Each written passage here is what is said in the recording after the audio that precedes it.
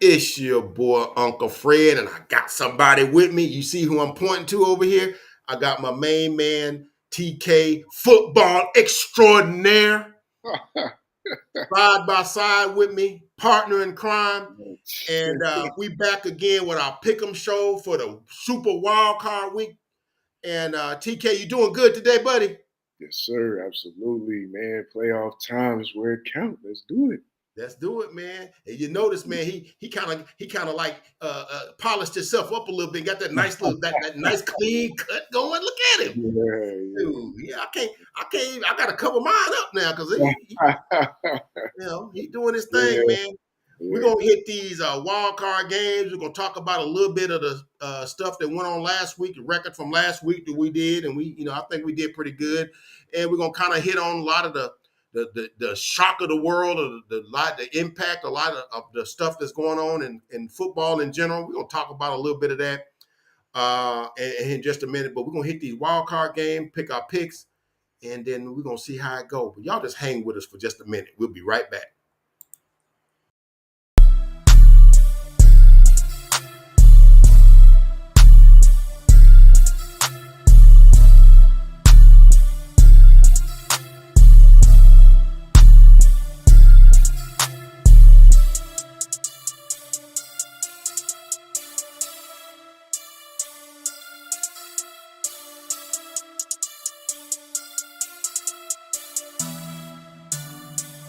Depends on the beat, bitch. Once again, what's good, people? Your boy Uncle Fred, TK, football experts that we are, here once again to do our Pick'em show, Wild Card Weekend, Super Wild Card Weekend, as they call it. The game already in progress right now. We're gonna talk about that one right out the gate. But please hit that like, that comment, and that subscribe. If you like the content, share it with some other folks. We think we got a good thing going here with with our little expertise and what we do and how we see the game and stuff like that. So we're gonna go ahead and talk about that. So TK, we went last week and we did okay. I think we both won like 12 games. I don't know if you even remember who you picked. Yeah, I bet you don't. I need to kind of find a way to tabulate that as we go. Yeah. I think we both picked the Steelers. I think we both picked the Texans. Didn't we both pick the Texans? I thought we did. I know I got the Jag Titans wrong. Yeah. I did too. I know I missed that one. Yeah. I think we both got the Lions. We missed the Jets, Patriots. We both took the Patriots. Oh, yeah. Yeah, we missed that one. So that's two. The Jags, Titans. Never seen a dude mad that his team won. I think we both picked the Seahawks. We missed the Bears, Packers. We both picked the Bears, so that's three we missed. I remember I had first took the Chargers, and I went back and said, "No, I'm gonna I picked the Chiefs. I got it by 1 point. They kicked the last second field goal and won that thing." So we both got that one. We both missed the Giants and the Eagles because we thought that the Eagles couldn't fall to the depths to lose to the Giants, but they did. So that's 4 we lost. And I can't remember, did we both pick the 49ers or we picked the Rams because the Rams was not playing nobody? Did we pick the 49ers? I thought we did. I think we picked the 49ers. So that's the 5 losses that we got. So, yeah. And we both picked the Bills. So, yeah. So those are the 5 because, so I think we went, I think it was 16. We went 11-5. Both of us went 11-5 for the game, which is not bad. It's not bad. Some of them, they kind of stood out to us. Jaguars messed the bed up because all they had to do was win, and they win the division. They couldn't even beat the Titans, who really aren't really trying to win, but they couldn't get it done. That was disappointing, very disappointing for a team that was had the number one seed about a month and a half ago. And I think when they were 8-3, I think they were like the number one seed. There's some other things that had to be worked out, whatever, but they ended up losing a bunch of games, like 3 in a row, and then they won one, they lost another, then they lost this last game. So they kind of, to go 9-8 and you were 8-3 is kind of. Yeah, it's bad. It's terrible. So that's you're talking about leaking oil coming down the stretch. that was one that I figured that was, the Titans really not trying to win. They're trying to, they end up firing their coach too, which the heck going on with that. But I think the GM and him went on the front same sheet of music and all that. But then the Eagles and the Giants. We're gonna talk about the plight of the Eagles a little bit when we get to that game when they play in the wild card game this week. So we lost that one, but most of the games we pretty much hit on the button. We hit on the button and stuff. So we did okay. We both did okay. So we're gonna go ahead and get to this week's slot of games. As we say, one game's on the way right now. We'll go ahead and get into that one. You got the Cleveland Browns going to, I think it's called NRG Arena. I think that's what they call it, where the Texans play. And they're playing the Houston Texans, fresh off of that win. The Colts, that was a good game, too. They played against the Colts. That was a good game. Came down to a guy, his name was Gibson. I can't think of his first name, dropping a pass. Pass wasn't exactly great on fourth down. They had been going to Jonathan Taylor the whole game, and he was just running, basically giving a middle finger to Mr. Irsay. It's like, look, you think I'm not valuable? Look at what I'm doing. I'm running this ball down their throat. They can't stop me. Then when he got the fourth down, they went some kind of other way, and they didn't get the conversion. And Texans ended up winning that. But so the Texans, fresh off of that, they get into the playoffs. Look, man, I am so proud of the Houston Texans, man. With all the stuff they're doing, the coaching job of DeMeco Ryans, the quarterbacking of C.J. Stroud, his steadiness, how he's a bunch of young players.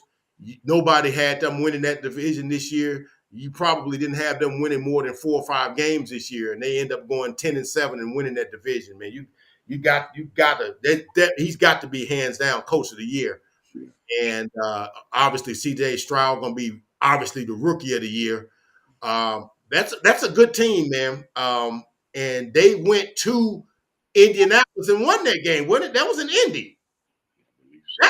That is a great win. Yeah. That's a great win. It would have been nobody would have thought no less of them if they'd have went in there and said, "Hey, man, that rookie coach, rookie quarterback, playing against a team with some veterans on it. Hey, man, nobody would have thought no less of them for losing that game. But they went in there and got that dub. So they got the Cleveland Browns today in their building. Cleveland Browns empowered by, with the resurgence of Joe Flacco. I will never call him Joe Fluco again. Has reinvigorated himself.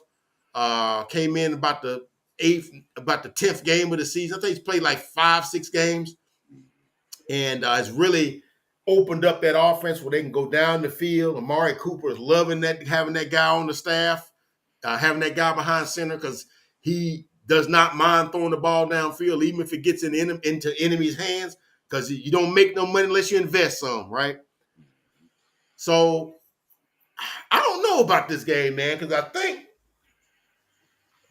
Cleveland's defense is probably not talked about enough, but it's probably the best defense in the NFL. When you start talking about Myles Garrett, Zadarius Smith, Denzel Ward, and all those guys, how they're playing. I think Myles Garrett has like 17 sacks, I think, and whole bunch of pressures. And you're going against a young offense with a young signal caller. I would be. This is going to come down to a game for me, and I'm going to hear what your points are on this, TK. A game in which my football intellect tells me one way, but I don't say my heart. I don't want to say like I'm emotional or nothing, but my heart says something different. Football acumen tells me that the Cleveland Browns will win there because they got, good offensive line. They got a veteran quarterback. They got good, receivers, good best defense in the league. They should win it. But Houston is just something about them, man. I don't know, man. I'm going to pick Cleveland, but this is one I would be happy if I lost, because I just like how Cleveland's just doing their business, man. You can't not like how they're doing their business, man. How can you not root for them? is what I'm saying. I'm gonna pick Cleveland, but I'm actually rooting for Houston. And I don't know if that sounds stupid, but that's the way I'm looking at it. What do you think, man? I'm Houston. I'm dug in. You dug in. Okay. Man, I'm a with you, young, man. young, exciting team with a very great culture being built down there. They at home. Sure, Houston is rocking right now. I'm not watching the game, don't know the score or nothing, but um, you know, I don't know. It might be out of hand for all I know, but I'm going with Houston just based off the knowledge of before the game started and just feeling like, man, I'll take the young buck, man, and I'll take them to pull it out. They showed a lot of resilience down the stretch of the season. When he was able to come back and they were able to win games they had to win.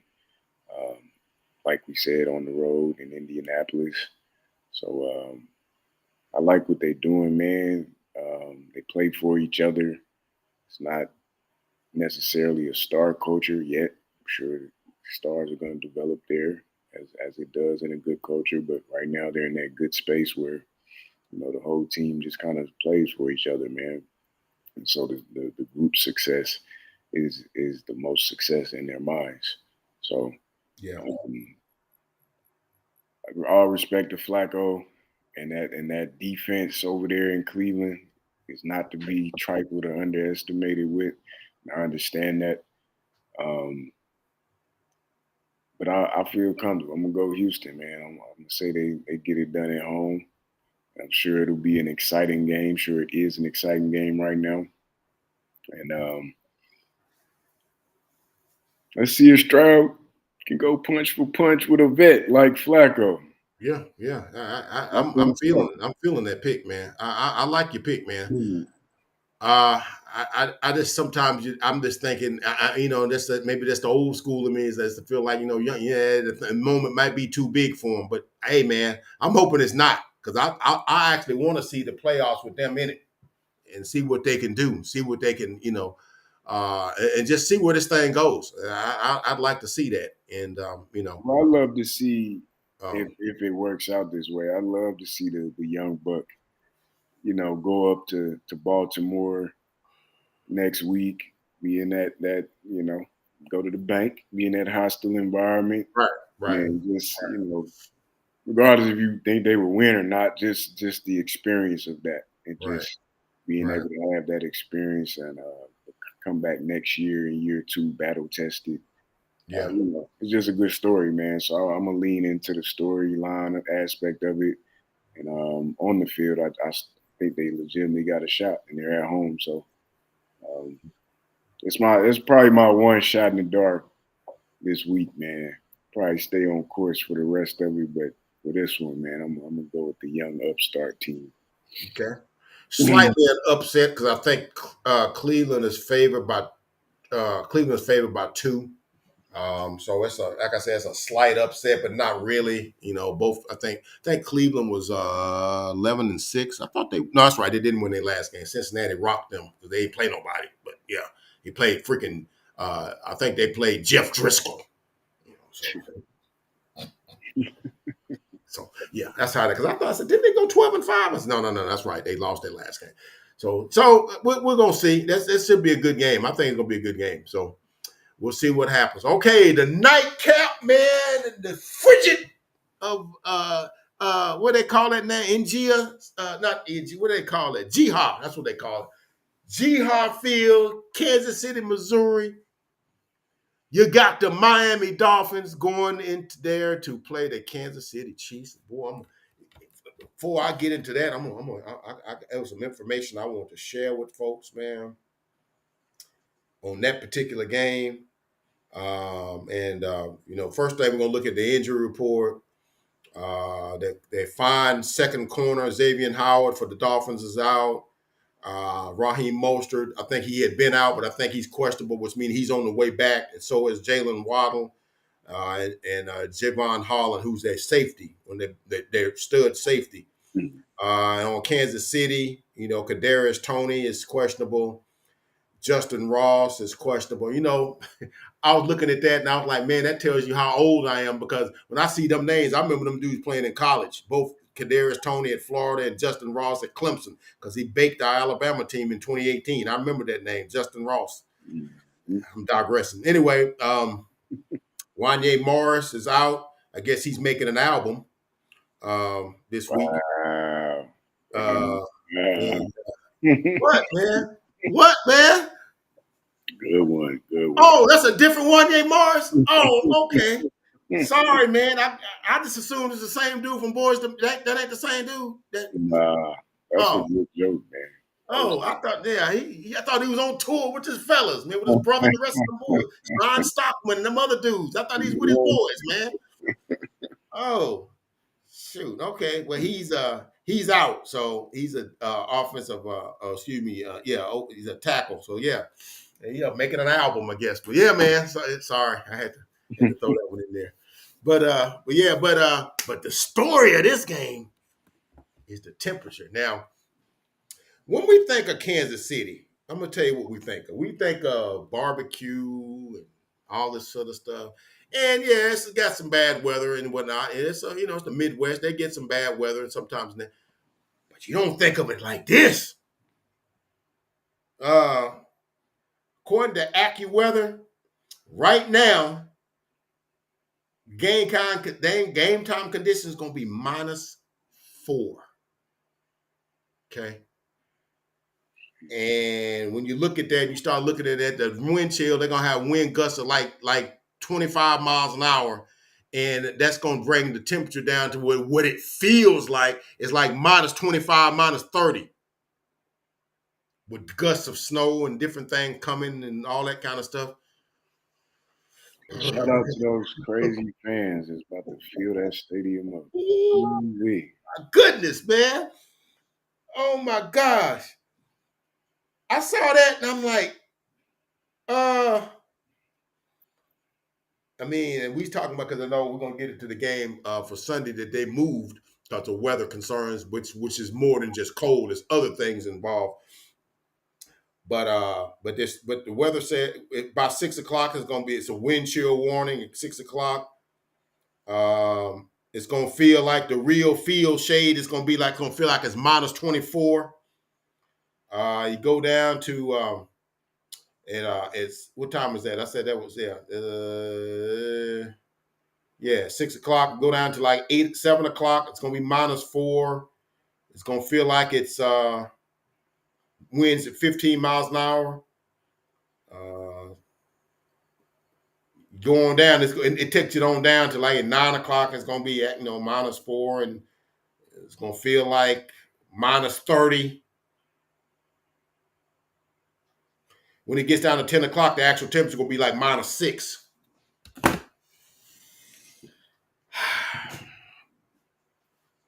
Yeah, there's some real fans, man, that gonna be at that game, man. Real fans, I call myself a real fan, but I be dadgum gonna be in that kind of stuff watching the game. Now, me and my workmate was talking yesterday at work about that. I said, now you gonna have some fools out there, no shirt on, have body paint on with no shirt on, and be like, yeah, go Chiefs, go Chiefs, go Chiefs, right?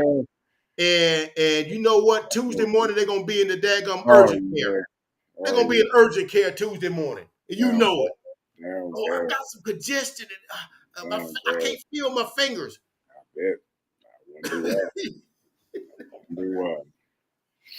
Wow. So anyway, so you got a Miami Dolphins team that's going into that. And look, I'm fixing to rant now. The Dolphins, it's your own damn fault because you should have won Sunday night. Because you had a chance to win Sunday night. The game was in y'all's hands. And you flubbed the dub. Because Josh Allen was trying to give you the game. Much rather be in Miami today. Yeah. Because had they won, they would be hosting the Bills right now. I think, no. Would they? Yes, yeah, they'd be hosting the Bills, and somebody would be going to Kansas City. Would it be the Steelers? I believe so, yeah. Yeah. Yeah. So that's interesting because it's like, man, that game actually changed the outcome of two things. Right. Because now Buffalo doesn't have a playoff game to be postponed, and now Miami is in Miami instead of They get a home game in the 75-degree weather in Miami in January. yeah. And like I said, they should have won that game. Okay. There's no reason why they shouldn't have won that game. I had picked the Bills, but I watched, Miami's hanging with them. Got a lead in the full, okay. And, special teams is part of the game too, TK. You can't give up kickoff and punt returns. That's part of the game too. Mm-hmm. Um, you got, and then I'm seeing Tua only pass for 173 yards. I'm like, what are we doing, man? You got Tyreek Hill. What is you doing? So had shots out to the Bills for winning that game. That was a gut check win they got and when going into Miami and winning that game. That was a gut check win. And because of that, now your booby prize for losing that game, now you gotta go to Kansas City. Look, man, I don't look for Miami to win this game, man. I just and it is not because I think Kansas City is playing so well, because I just don't think they are. They're not playing well. They're not, because Kansas City is and for all those people that just assume, and be like the tie one year to the next year, Kansas City is not the same team that they were last year. Not at all. Okay. Not from an offensive line perspective, not from a wide receiver perspective. Now they're better from a defensive perspective. They got like the second team in the NFL in points per game. Their defense is elite. And I think I heard Patrick Mahomes say it this week in one of his press conferences. Yeah, there's a Patrick Mahomes commercial on right now that I happen to be looking at. That I just mentioned him. But he says, yeah, we got to play different now because we got an elite defense, and I know I can't put them in positions where they could be susceptible because they right now they're carrying us. He said that. Where would you thought you would have heard Patrick Mahomes saying that we giving over to the defense, or we're going to play it safe because we don't want to compromise how well our defense is playing? You never would hear that on Patrick Mahomes' team or a team that Andy Reid is coaching. But that's how they find themselves having to play now. Sound like you're missing that guy on the other side, man. You're missing somebody on the other side. That number 10 would look right nice right there. Okay. Shit, right now they settle for Juju Smith-Schuster. They settle for him if they had it, man. I think what's his name, Rice. I think he's going to be a good receiver, but he's a rookie, man. That dude was in college last year. Kadarius Toney is Kadarius Toney. There's a reason why the Giants, who are desperate for skill position player depth, is a reason why they just gave him to y'all.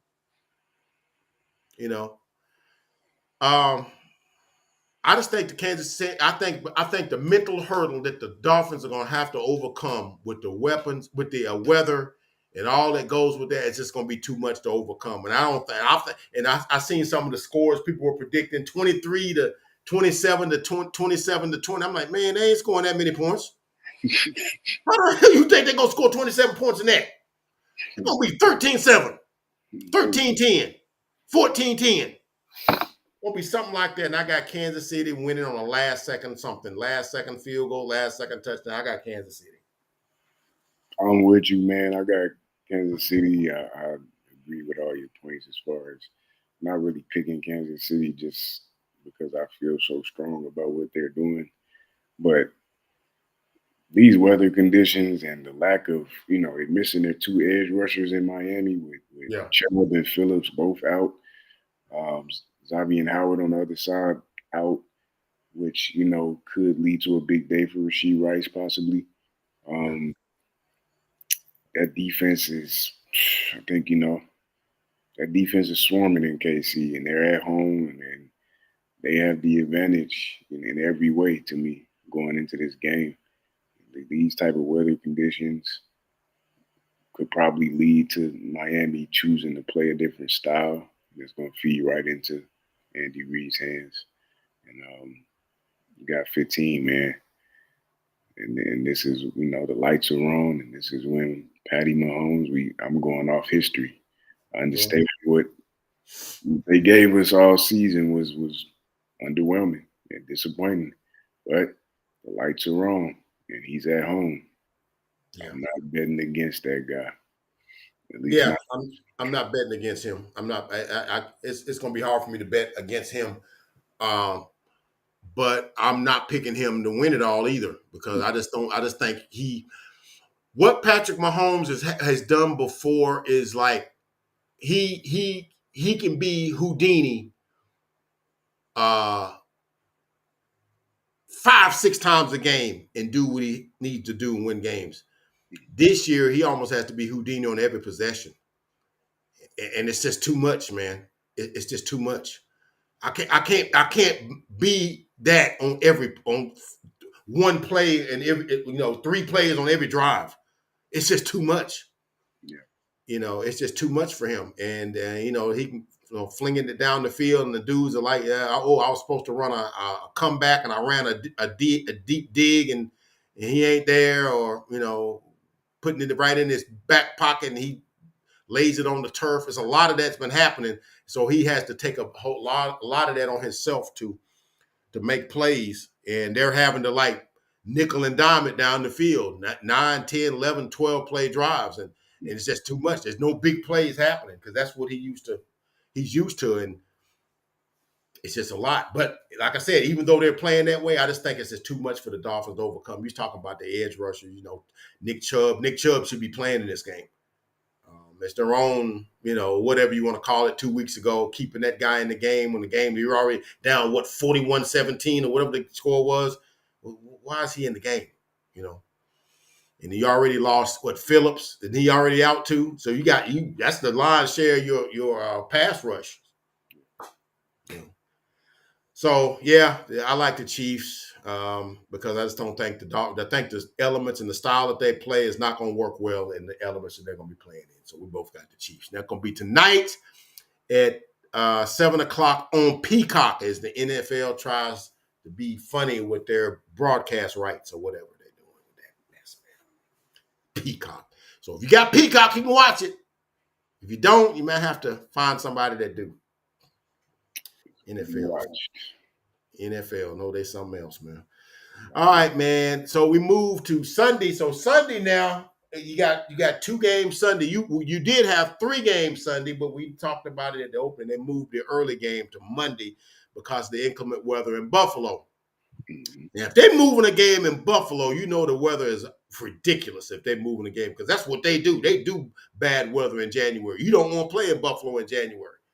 That's why the Dolphins should have been trying to get them out the playoffs if you could. Dude, we don't want to play them. Nobody want to play in Buffalo in January. Nobody does, but them. So you got a second game. So you got 2 games on Sunday. I'm gonna do the second game first. So you got it 7 o'clock on NBC. You got the Los Angeles Rams traveling to Detroit to play the Detroit Lions. And this is going to be a story in of itself right here because the storylines are major, okay? Storylines are major because you got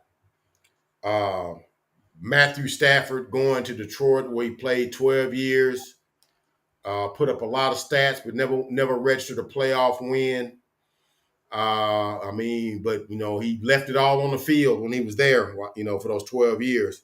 Going against Jared Goff, who played 5-6 seasons in Los Angeles, took them to a Super Bowl in 2018, and so you got that narrative going, and you got the surprising Rams against the surprising Lions, and I think the line has it Detroit by 3.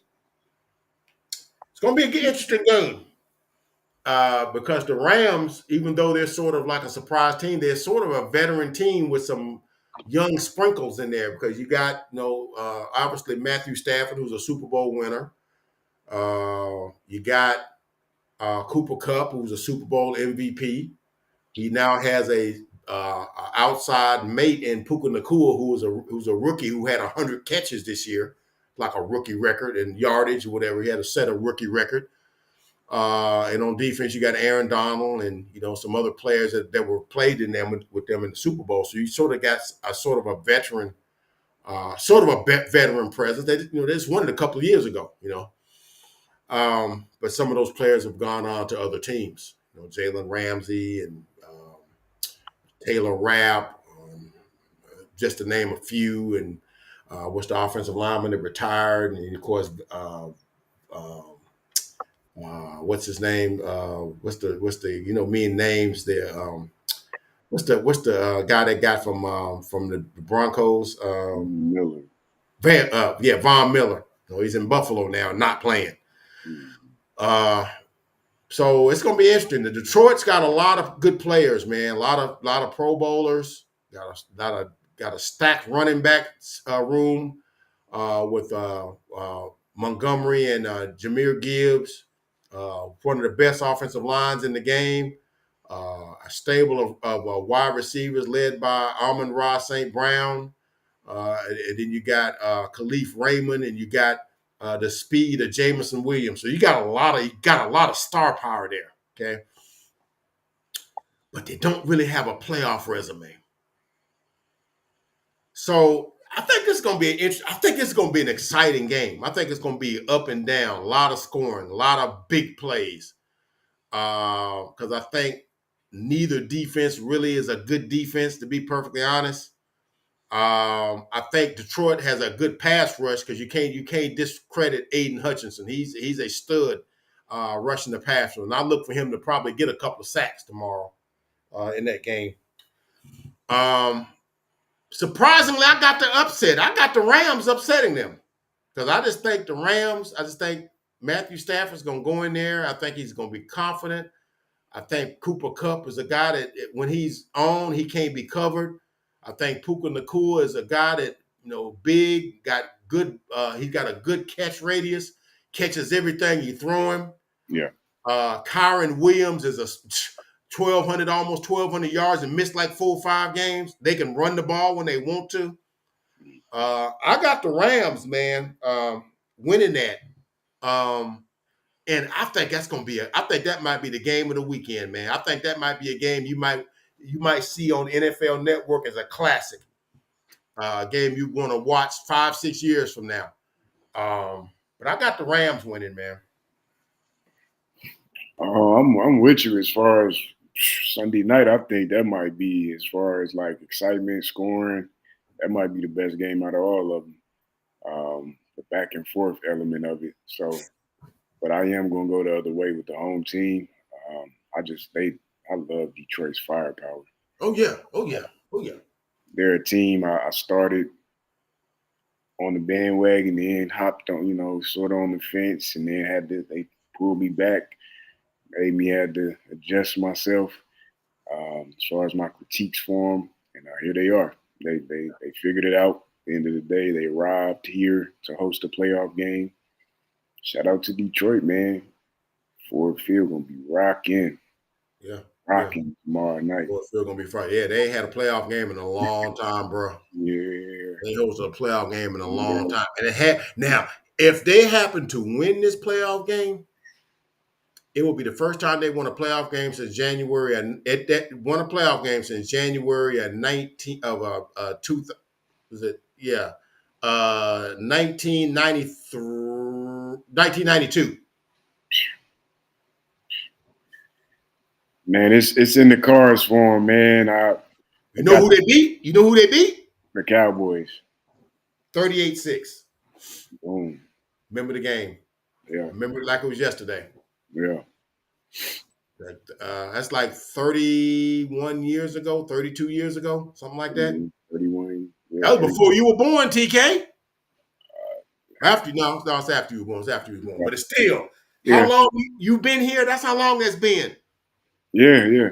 Nah, you want to put yourself in middle-age categories. That's how long that's been, man. Yeah.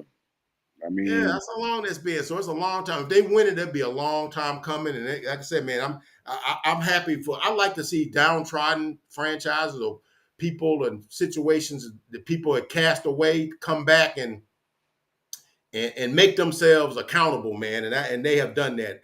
People like to talk crap about Dan Campbell, but I like a coach that believes in his players, man. I like that. I mean, it comes a time where it could kind of like to become borderline reckless.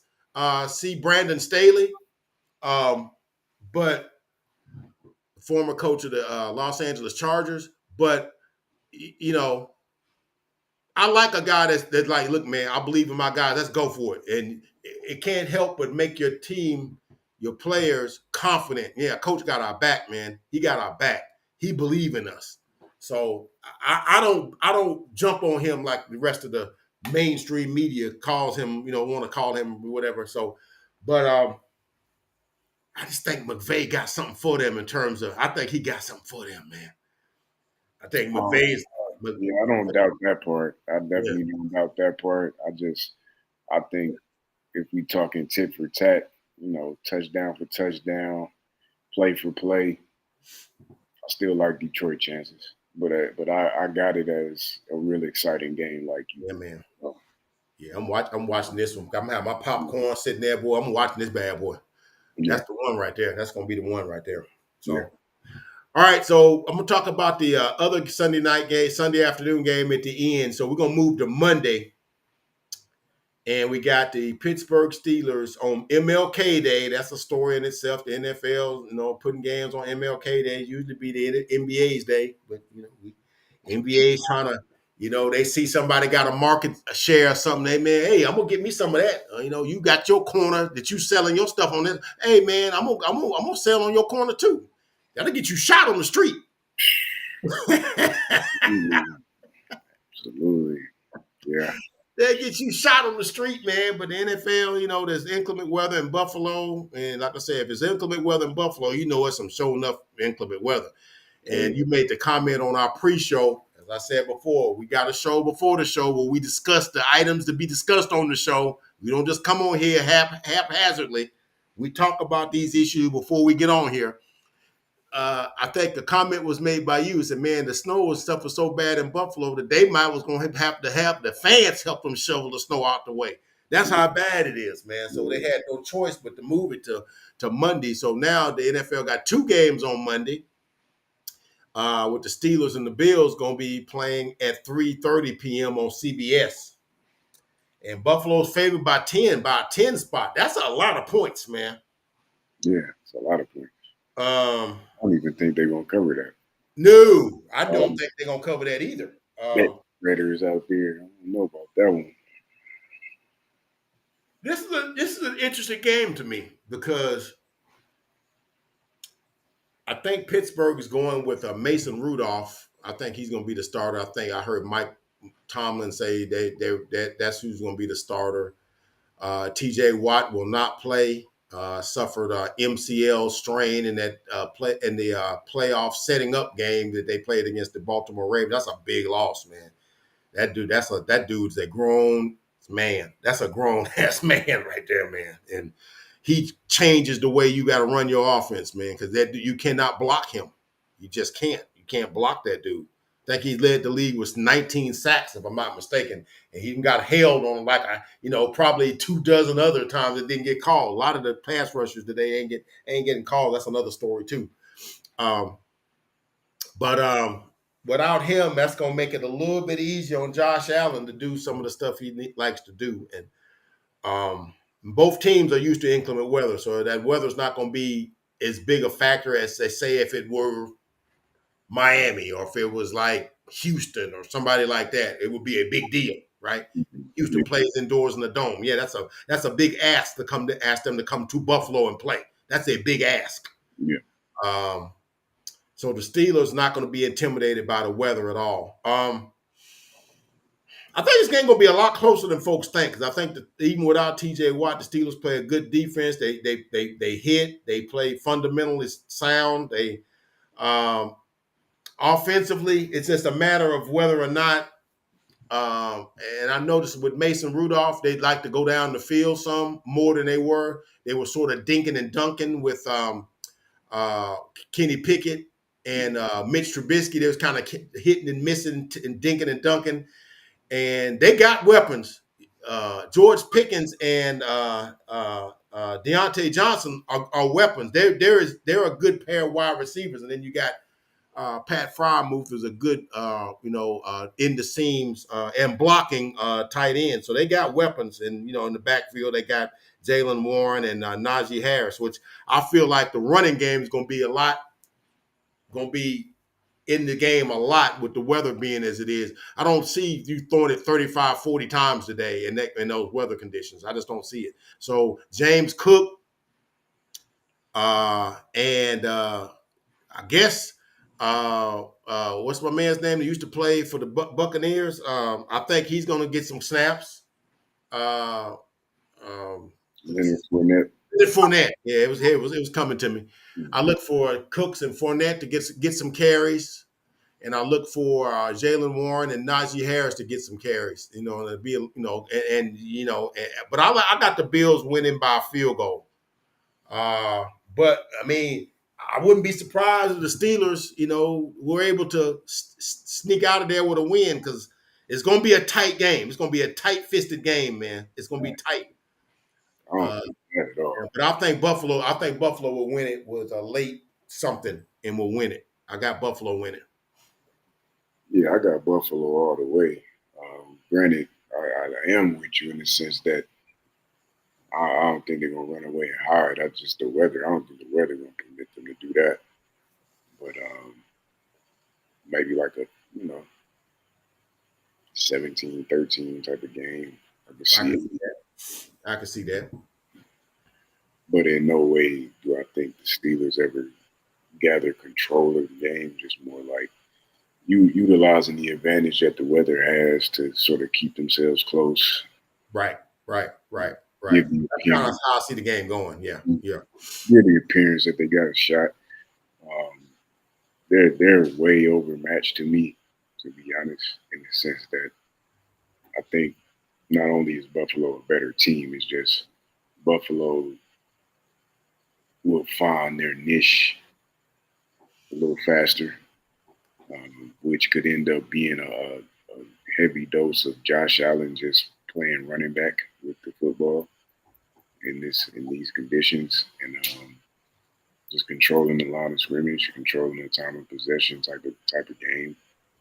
And I don't think Pittsburgh is equipped to win that style of matchup. You know what I mean? Not with the quarterback they have. So because of that, I'm going Buffalo's way in a closer game in terrible conditions, weather conditions. And Buffalo will to host another playoff game next week. Right, much to everybody's chagrin. Exactly. Right. Hopefully your fans can make it back for right. the next week. Sheesh. They Yeah. got all their limbs and extremities and not frozen off by then. Right.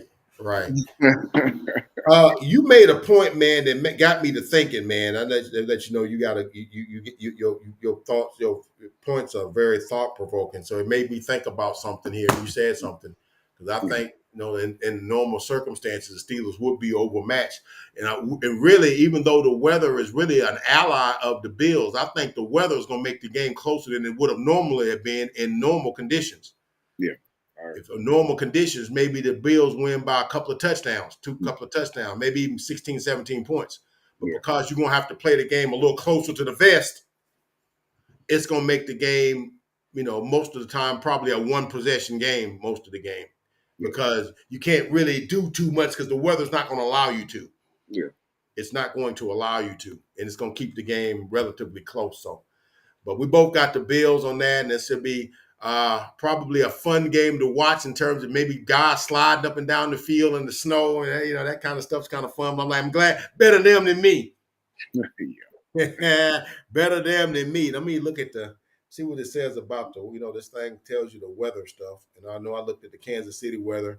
See, the game time conditions, they're saying there's going to be 17. That seems balmy compared to what they were talking about in Kansas City. It says 17. But it's going to be abundance of snow, though. All of the elements got snowballs and stuff, snow flakes and stuff in it. So it's going to be a lot of snow. winter storm warning. So they know if you see winter storm warning in Buffalo, you know what that means. You finna get dumped on with feet of snow, not inches, feet of snow. So they're showing the sign there of the guys coming into walking into Kansas City from Miami. They all bundled up, man. Yeah, man. Yeah, boy, it's gonna be the game. So we both got the Bills. So the last game of that day, we're gonna go back to the Sunday game last because I always leave my boys for last. We're gonna look at the Philadelphia Eagles, the Tampa Bay Buccaneers. The Philadelphia Eagles travel into Raymond James Stadium. I don't know if that's what it's still called or not. On Monday night at 7:15 p.m. Also MLK Day to take on the Tampa Bay Buccaneers. And the Philadelphia Eagles find themselves in this spot by promptly losing 5 or 6 games down the stretch in a division they had won probably a month ago, right? They basically did a Jacksonville Jaguars. They were 10-1 at one point in the season. They ended up going 11-6. Just like the Jaguars were 8-3, ended up 9-8. Kind of the same kind of free fall, okay? And there's a lot of free fall in their locker room. And we talked about it on the pregame show. And so there seems to be some disunion between starting quarterback Jalen Hurts, the organization, and wide receiver A.J. Brown. And he has been a no-show all this week in practice and has been ruled out for the Monday night game. Yeah. Now, let me tell you what that means from my perspective. Now, in no way, shape, form, or fashion do I think the Tampa Bay Buccaneers are anywhere near as good as the Philadelphia Eagles. Okay? They're just not. All right? They're just not. Okay? But you don't play the games on Madden. Okay? A lot of times you play things on Madden, you just go by, what the guy's rating is, and that's how you play, but you never take in, feelings and axes, the grind that you might have, or ill feelings, and whether that don't factor into the thing, but in real life it factors in. So you got a team here with about 6, 7 Pro Bowlers playing against a team that probably don't have one. Maybe does Mike Evans make the Pro Bowl? He might have. He's good enough to have made one. I don't know if he did or not. I don't know. I think he's had a good season, but I don't know if it was as good as some of his previous seasons. So I don't know. But I'm thinking that here you got a quarterback that's going to be going into this game with Todd Bowles, who is I'm not going to call him a defensive genius, but I think he knows his stuff when it comes to defense. And you're going to have basically Jalen Hurts playing a game where he don't have his best wide receiver. And you're going to basically turn Devontae Smith into a number 1 receiver who probably has never been a number 1 receiver since he's been there. What that means is when you're a number 1 receiver, that means the defense anchors their defense towards you. They put their best cover packages towards you. What they want to try to do, and you got to be a smart offensive coordinator to circumvent that, they want you to go somewhere else with the football. So what they want the Philadelphia Eagles to do is for Jalen Hurts to either run the ball with DeAndre Swift or check it down to Zacchaeus or Quez Watkins. Yeah. That's what they want you to do. Now, I don't know if they're going to be successful in doing that or not, because I have said a long time, the Eagles have an offense that is hard to defend because they do something that nobody else does. Okay?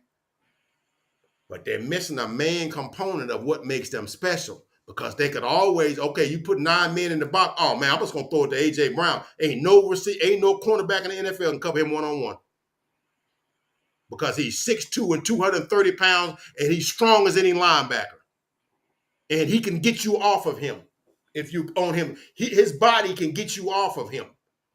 and he's got better speed than you think he has. I've seen him run away from people. And you've taken that production. I think he had 106 catches for like 1,400 yards and 7 touchdowns. You're taking that basically off the field.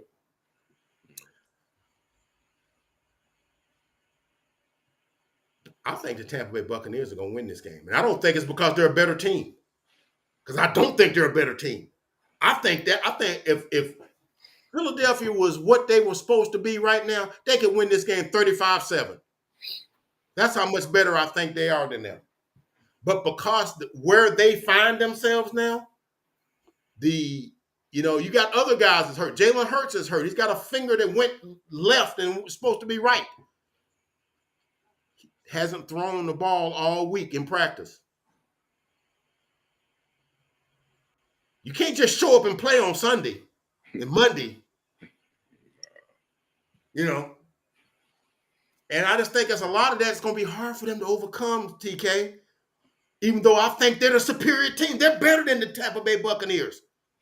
But, when that waterfall starts going over the side, it's hard to, you can't just, paddle backwards. The thing's you're going over the side.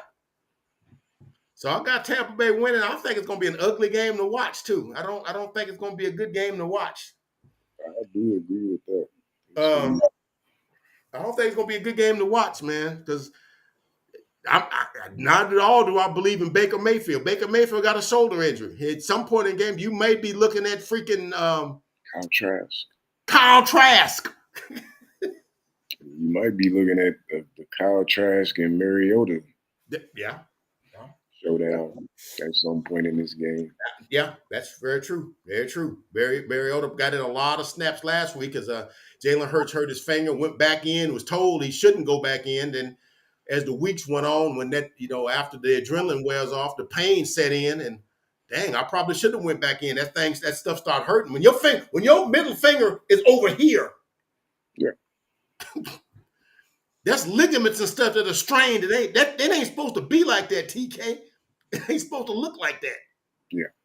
And when Monday or Tuesday, that thing probably was what they say. Pain registers like on 12. Probably couldn't throw the ball. Probably couldn't grip it. So you might see a little Mariota. I hope not, because that would not be good for nobody and all the people involved. It would not be good for anybody involved to see Kyle Trask or Mariota in this game. But let me hear your thoughts on that. And don't hold back, man. Put all that stuff that you put in the pregame, because I like that energy. Bring that energy, man. Well, I spoke on my opinion or perspective about the AJ Brown, Jalen Hurts dynamic. Just kind of feels like two guys' friendship is intersecting with business and creating some tension that maybe outside the spectrum of what you see on Sunday or Monday, or it's kind of a thing, man, where it's like AJ trying to figure out what cap you got on today from Jalen Hurts, friend hat or you got your business hat. It can get convoluted, man. It just feels like that's what it is scheme wise. They did a lot less targeting AJ in the red zone this year, so I'm sure that upset him.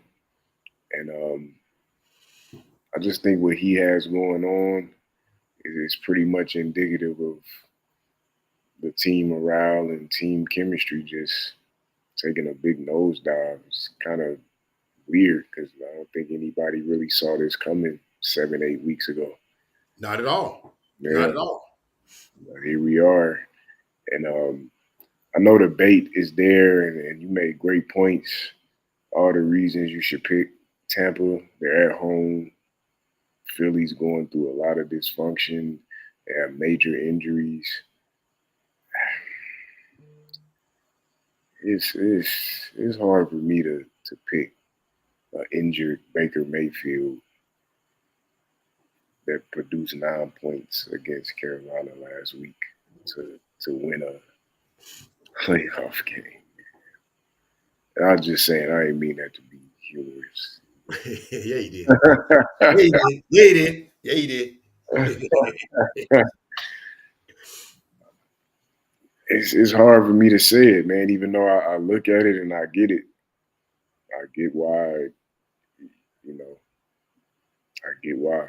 Pick the Bucks. And Philly is actually favored by by 3.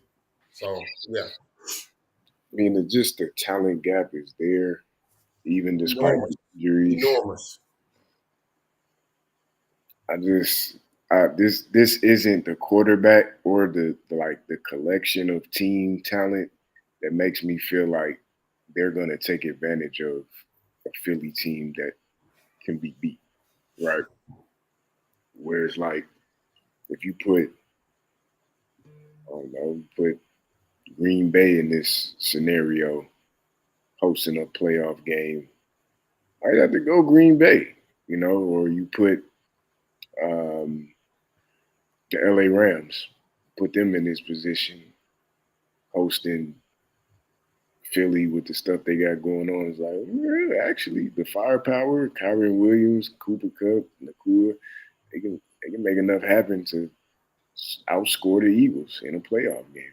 But Yeah, I don't feel that that's the way. conundrum you find in this game because you picking around in my brain right there when you just said that because I was about to make a point as you was making your point before that part about if you put these other teams in that spot. I was looking at it, I said, you know what, man? If I had to rank them, the Tampa Bay Buccaneers might be the worst team in the playoffs. Yeah. And so for us to even entertain that they could lose to Tampa Bay, that the Eagles could lose to Tampa Bay, tells you the depth that this, that you wouldn't even think about that if they were just normal, everything just normal. You wouldn't even think that oh man, that's what I'm talking about. Because I think the Tampa Bay might be the worst team in the playoffs, especially in the NFC. Ain't no way they, even though they're the 4th seed, but they won a bad division. Okay, they are the worst team in the playoffs because I don't think they would beat. I don't think they would beat Houston. In the other division, in the other conference, or Pittsburgh, or what's the other? What's 6 and 7? Who's 6 and 7? Was Miami? Oh hell no, not beating them. So to me, if they ranked them 1 through what is it? 14 teams, 7 on each side. They would be number 14. They're the worst team in the playoffs. I have to agree, man. Yeah, They're definitely pulling, pulling in the bottom of the rankings. yeah. But They pulling up yeah. They at the bottom of the thing. At the bottom of they down there. You sifting through the garbage. They down. Oh, there it is down there. That's Tampa Bay.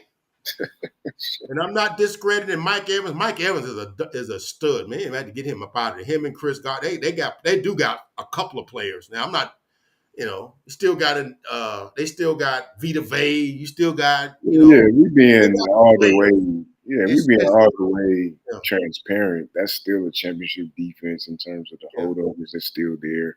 yeah, Antoine Winfield, Vita yeah. Vey. Oh, Antoine Winfield's playing out his freaking mind right now. Yeah, man, Yeah, yeah, they yeah, still got a lot of talent on the defensive end. So I get the temptation. I do. They got a lot of talent. I don't think they're as talented as Philly, of course, but they got guys that can make plays. They got guys at every level on defense that can make plays, and they got boundary receivers that can make plays against yeah, a susceptible, as we know, Philadelphia secondary that can be had and has been had. yeah. I think Mike Evans gonna have a day if he can get him the football. If he Yeah, had a competent dude throwing him the football. yeah. So Yeah, yeah, I just think Philly kind of comes into this understanding the assignment. You're gonna win it ugly or you're gonna lose. So I think they come in and just mm, try to win it ugly, man. mm, I mm. agree with you. I don't see this being like a aesthetically pleasing type of game at all. Yeah, It's a game where the more talented team has a lot of things going on. they So should win. They should win. they're just gonna try to win it ugly. And I'll give them the nod that they'll find a way to do it because I can't do the injured Baker Mayfield thing, man. I can't go there. Yeah. Yeah. Mm. So yeah, we're splitting on that one, but you're not saying it like I'm picking Philly with a lot of conviction. He's like, yeah. Oh no, not at all, man. And it's not to totally, disparage Baker because Baker fought hard this year. End Yeah. of the day, they did win that division. It wasn't a great division, but they won Yeah. it.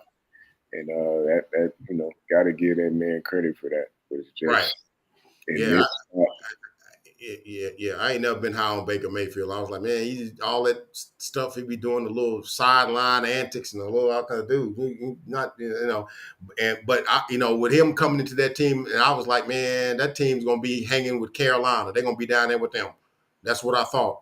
And and just to say what you were saying, piggyback on what you just said, yeah, he I had to give him a little bit of respect because he played some games this year, and I'm like, dang, he had one game this year I thought where he almost had a perfect whatchamacallit, and I'm like, wow, Baker Mayfield, okay, a perfect what they call it QBR or whatever, perfect passer rating like 158.3 or something like that, whatever. That's supposed to be perfect. You got the right amount of incompletions to go with how many yards you got, and you didn't throw any turnovers. You didn't have all that kind of stuff. They got a thing that they put all that information in, stir it up real good, and they come out with a number. Nobody ever know how they come up with that. TK. That's why I said it like that. Nobody knows why they come up with that value, but he's played better than I would have thought because there's no way I thought Tampa Bay was going to no playoffs. no, not at all. I had New Orleans winning that Super Bowl, winning that division, Yeah, because I thought they had the most talent, and that's their own fault because they did have the most talent in that division. But we're splitting on that one. He's going Philly hesitantly. I'm going Tampa Bay, and like I said, I'm not going because I'm giving Tampa Bay any strong endorsement because I'm not. Tampa Bay is a bad team as far as playoff teams go. yeah. So we're gonna see how that happens on Monday night, man. We'll see. Now, last game we're gonna do, and like I said, I always take my games last with the Dallas Cowboys. You got the Green Bay Packers going into AT&T Stadium on Sunday, 2:30 p.m., 3:30 p.m. Take on the Dallas Cowboys. Mike McCarthy Bowl. This is gonna be an interesting game, to me because. If you don't mind, I like Yep, to you go right ahead. get my little 2 cents out the way real fast and step back, man. Give me a quarter, man. Don't give me more than 2 cents. Give me a quarter, man. It's Hey, inflation. man. Give me a quarter. Cowboys can't lose this game. Cannot lose this game. Can't do it. And I don't think they're going to do it. Nah, man, the Cowboys, it's time to live up to it. This is a great matchup in terms of the storylines and engagement for people to watch and all of that. Uh, I got the Cowboys trying to make a statement tomorrow, man. Not just win. I think they try to make a statement tomorrow, man. And I like where they're at, man. Congrats to them on their season, getting the opportunity to host at least 2 playoff games and put themselves in a good spot to win that entire NFC. So shout out to the Cowboys. They had a great year. Dak had a great season. I know a lot of the stuff we talked about heading into the season about Dak. Dak answered a lot of questions to me. Had a great year. CeeDee Lamb broke out, with a lot to do with Dak, excuse me. Yeah. Had a lot to do with Dak. And I just think they pulled the right matchup. And Green Bay has the potential to score points, no question. Oh yeah. I'm gonna talk about that. Yeah. But I just think this is where it's the right team to send a message to the rest of the NFC, and I think they're gonna do it. So Okay. I got Dallas, and I got a potential DeRon Bland pick 6 in this one. Okay. Jordan Love. Okay. All I right. think Jordan Love is gonna want to stretch the field. I think he might try. Yeah. He might try it one too many times over there. Yeah. And go the other way. So Yeah. yeah, I got Cowboys in a major way, man. making a big statement in this game tomorrow with the whole, NFL world watching. Okay. Good points, man. Good points. Can't argue with any of those points. I'm gonna put in my little 2 cent here, and we're gonna be done. Uh, you know how they say sometimes in boxing that styles make fights. Absolutely, it's true. Very true. Okay, I'm gonna put this. I'm gonna put this in here. Now, I'm gonna pick the Cowboys, but this is. I'm not scared. I'm not worried, anything like that. But this is a caution. Okay. There is a way to be played that the Cowboys can be beat. Okay. By the Packers, though. Let me get to that. Let me get to that. Let me get to where I'm going with this now. Okay. There is a formula for how you beat the Cowboys. Yeah. Okay. And how do you beat the Cowboys? First of all, you got to run the football and you got to keep the ball away from them. And you got to commit to that running the football. Basically, do what Buffalo did about a month ago. Okay. They ran the ball 49 times for 266 yards. Cowboys are like, oh, they're gonna throw it on the next play. They didn't. Oh, they're gonna throw it on the next play, and they didn't. They're gonna throw it on the next play, and they didn't. Kept getting James Cook for 6, James Cook for 9, James Cook for 4, James Cook for 9, James Cook for 6, James Cook for 12. Like, dude, and I think the Packers have the capabilities of playing that way because they got 2 strong running backs. They could do that. But will they? Because you got a young quarterback, and let me tell you something. Jordan Love, and I know you're a big Aaron guy, so and a lot of Aaron guys they don't, you couldn't give me Jordan Love on a daggone postage stamp. I don't want no parts of it. Jordan Love played his butt off this year, man. Yeah, I like Jordan Love. You're right, man. You're right. 4,000 yards, 32 touchdowns, I think 10 interceptions. Yeah, you're right. He played it soft this year. Yeah. I was watching him. I was like, oh damn, Jordan, he kind of got a little something, man. I was out on him earlier. Man, dude can't play. He can't play. And he kind of like you said, Dak did. He kind of shut some folks up. Sure. The off-platform stuff, man. He can do. It's. I don't want to say it's Patrick Mahomes-esque because that sounds like that's sacrilege. Just don't say it. But it's some things he can do. You'd be like, dang, he put that ball there from that platform. He did that. If that dude don't get ahead of himself, if he don't start smelling himself, if the coach don't start being ridiculous, whatever, that dude could be special.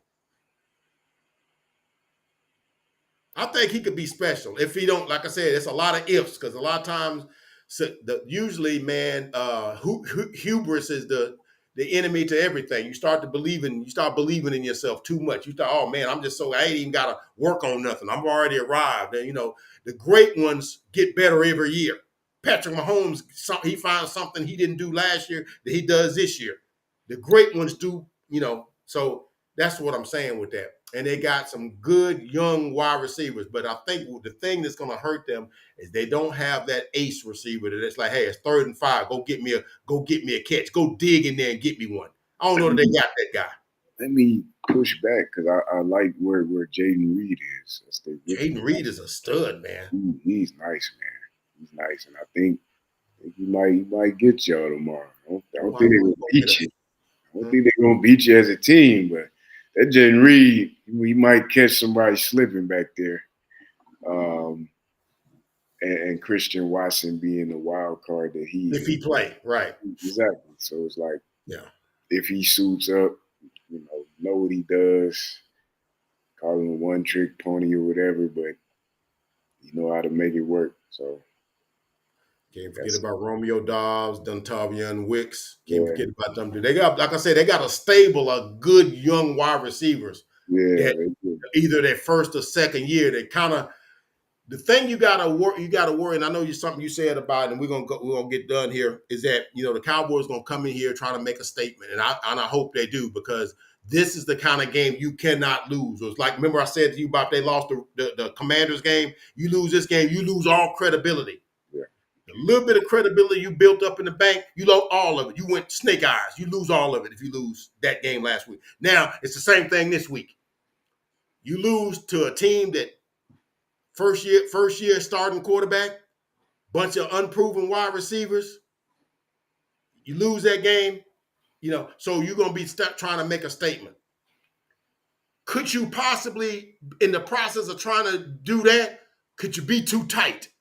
Could you be too amped up? Could you be too in Green Bay because, hey, man, we ain't even supposed to be here. Go in loose. We playing with house money. We coming in here. We ain't supposed to win. They favored by a touchdown. Man, we ain't got nothing to do with just going in and play. Do what we supposed to do. Go for broke. It don't even matter.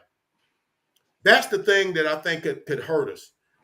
That you could go in there too tight. Maybe a couple things go wrong early. Maybe somebody lays the ball on the turf early and they score early.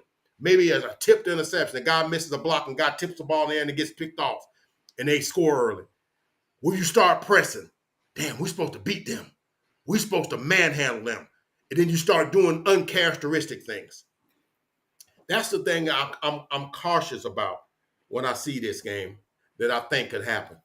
But hey, man, if that's how you play, you didn't deserve to advance anyway. If that's how you come out and play at home, yeah, in the position they fought to be in all year, yeah, you need to go home. Because that mentality ain't beating nobody that matter at the top anyway. Right. So very true. I think that if that's how it plays out, then the Cowboys lost. Then yeah. We know what's the fallout that's going to come from that. Oh, it's going to be colossal. Like, for instance, if all the stuff, like if your picks come to fruition and say the Eagles win next week and the Lions win tomorrow night, the Eagles win Monday and the Lions win tomorrow night, then the Cowboys will play the Lions. And if they lost to the Lions, nobody would give them a lot of that guff for losing to the Lions because the team got the same record as them. That the game y'all played came down to a couple of missed calls one way, and it was basically evenly matched. You lose to them, ain't nobody gonna eat your lunch for that. You lose to the Packers. No, man. To be honest, I'm taking it even further because those 2 home games, gotta win them. Yeah. 2 home games. Now you go up to San Fran and can't get it done. Hey, I ain't on your back too heavy. Cowboy fans like yourself, maybe. San Francisco's a juggernaut, man. They too heavy if you can't go up there and get a win. But these 2 home games, you at least give yourself a chance. Some of the Cowboy fans are hoping somebody else do the work for them. Yeah, that's somebody else being Tampa or Philly. Good luck with that. Yeah. That's why I was like, maybe the Rams, because the Rams could do it, because the Rams know them. Play them every year, twice a year. It's true, they play them all the time. So hey, that's some familiarity there. So that's the thing. But getting back to my thing. Yeah. To give the Cowboys a little bit of kudos here, because like I said, everybody thinks I'm a Debbie Downer for the Cowboys. No, I was trying to be fair across the board. I think Dak Prescott and CeeDee Lamb might be the best wide receiver quarterback combo in the NFL this year. I think they almost can see, he can almost anticipate and telepathically know where CeeDee Lamb is. And it's like, because I'll be like, damn, how can he can't go to him like that many times and the defense don't adjust? How did they not know that CeeDee Lamb not getting the football? And somehow they get the football. Somehow he gets it to him. Sometimes he finds himself open. Everybody in the stadium knows it's 3rd and 8. They're going to CeeDee Lamb. My son, me and Darius was watching the game the other day. Oh, you know they're going to CeeDee Lamb. Yeah, they know it too, though. They're going to go to Cooks. Nope, they went to CeeDee Lamb. He wide open. How? How? Yeah, man, that synergy is popping between them two. And whatever they did in the offseason, whatever they went in the Dak's backyard, Dak got a football field in his backyard, and folks that hate Dak, like, well, he making enough money. He ought to have a football. He ought to have a whole stadium in his backyard. Well, fine, whatever. Whatever they worked on, it's working. It's working. It's working. Because them dudes is like this. Yeah. And I'm gonna need for that to happen tomorrow. And I heard that. Go ahead. No, I just hope Dak get his proper just due. I got Action Jackson, gonna get that MVP, but to be honest, man, I think it should be a closer conversation with Dak than people are having right now. Yeah. That's, beside the point. Yeah, you know how that go, man. Dak ain't gonna get that. He not gonna get that or whatever. And some stuff. I mean, it's what it is. He knows that too. You're not gonna hear him bellyache either. That's one thing I love about Dak. Isaiah's beating him up like he never said a daggum thing. Hey man, let them do what they do. Do what they do. I'm gonna get in the lab and be better. Absolutely. Get in the lab and be better. This is the kind of stuff I want Micah to do. Do be quiet, be better. That's what I want him to do. Look at how Dak handles it. They own him too. Just like he even says they own Dak harder than they should be. Okay, how does Dak handle it? I'm gonna grind harder. Yeah. You never hear him complaining. Hey, dang, man, don't nobody give me no doubt. There was somebody said the other day, and I don't want to spend too much time on this, but there was to show you how the narratives go and how when people say stuff, they don't realize how it travels and you just be saying certain things. There was a video I was watching yesterday on one of the content creators. I don't want to say who it was because I might get it wrong as who it was. I want to say it was Landlord from Alabama. He's got a shout out to Landlord. He's a good content creator. He was saying that there was some sort of event that they had and the different teams and stuff was there, and they was talking to this little kid, and they was talking to Dak Prescott. And the little boy said, "Oh, that's Dak Prescott. Oh, all he gonna do is throw interceptions." A 7 or 8 year old kid, because that's all he heard in the media. Mm-hmm. That's all he heard in the media. Oh yeah, he throws the interceptions. That's all he does is throw interceptions. Because that's been said so much in the media. It's been so much in the media. Even you got kids that don't even know, it barely know football, but they know that. They heard that. That's why, the media got to stop with these narratives, because you want a certain thing to be, you got to continue to feed that narrative, even though the evidence that went a different way now. You got to kind of come off of that now. So, and I'm hoping that Dak understands that he's got to play well tomorrow. He can't be too amped up. He got to understand, look, man, I got to do this, because that same narrative that little boy was saying, it will be true if I go out here and throw 2 interceptions and we lose tomorrow. So, I got the Cowboys winning. Y'all got that, man. 31-17. That's a good score. Sound about right. Or 31-20, somewhere like that. Something like that. Sound about right, man. So we'll see how it goes, man. We'll see how it goes. See how that thing goes. Any parting shots? As I said in my opening, man, there's a lot going on in the football world. Some giants in the various football sports have hung it up, and it's going to be a lot of changing of the guard. Not really affecting the NFL playoffs, because the dudes that left in the NFL didn't make playoffs, being the New England Patriots and the Seattle Seahawks didn't make. But we know Bill Belichick retired, 24-year run in New England, won 6 Super Bowls, went to 9. I think you'll never see that again. Pete Carroll, I think he was like 12, 13 years at Seattle, went to 2 Super Bowls, won one, should have won two. Also had a stellar career in college. Uh, Probably had the precursor dynasty to the Alabama dynasty at USC, and did some great things there. At 72, decided to hang it up.